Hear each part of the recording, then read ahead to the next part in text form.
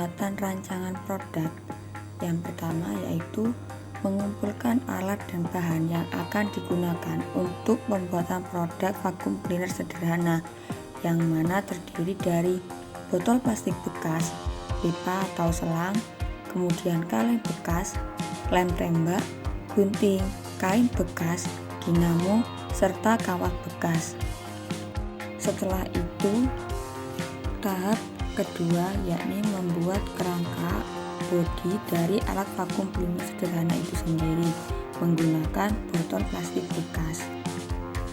Tahap selanjutnya yakni tahap ketiga, membuat pola untuk dijadikan kipas dari kaleng bekas, lalu dipasangkan ke ujung dinamo. Selanjutnya yakni tahap keempat, di mana pemasangan dinamo ke dalam botol plastik bekas dan diberi penyangga agar dinamo tidak lepas dari botol. Pada tahap kelima, yakni membuat saringan debu atau disebut juga dengan filter menggunakan kain yang tipis seperti saringan tahu atau kain lainnya. Tahap keenam, yakni membuat ujung kepala penghisap dengan model seperti corong dan diberi selang bekas sebagai belalai penghisapnya. Memasuki tahap yang terakhir yaitu tahap ketujuh atau disebut juga dengan finishing, maka pada tahap ini memasang semua kerangka menjadi satu agar alat bisa digunakan dengan baik. Cara kerja vacuum cleaner sederhana.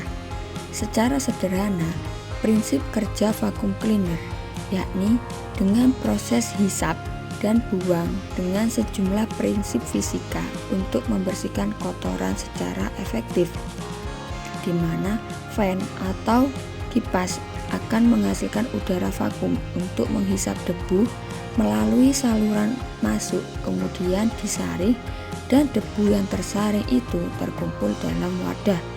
Secara teknis, cara kerja vacuum cleaner yang pertama yakni saat kabel dari dinamo dihubungkan ke batu baterai, maka akan menghasilkan arus listrik yang dapat menggerakkan ujung dinamo yang terdapat baling-baling. Ketika dinamo tersebut berputar, maka secara otomatis kipas yang menempel pada dinamo tersebut juga ikut berputar atau bergerak.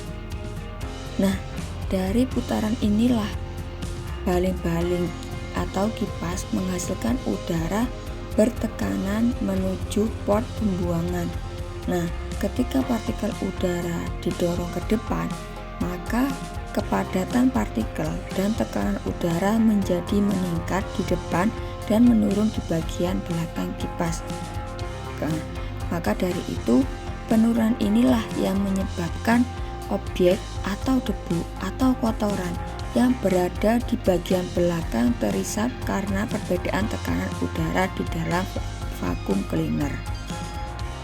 Partikel udara yang terisap dan bercampur dengan debu atau kotoran akan disalurkan melalui bagian vacuum cleaner, yakni penyaring udara atau filter. Kemudian, partikel debu itu akan tersaring pada filter yang ada di dalam vacuum cleaner dan dikumpulkan pada wadah penampung debu. Sementara itu, udara yang bersih akan dikeluarkan menuju ke atmosfer.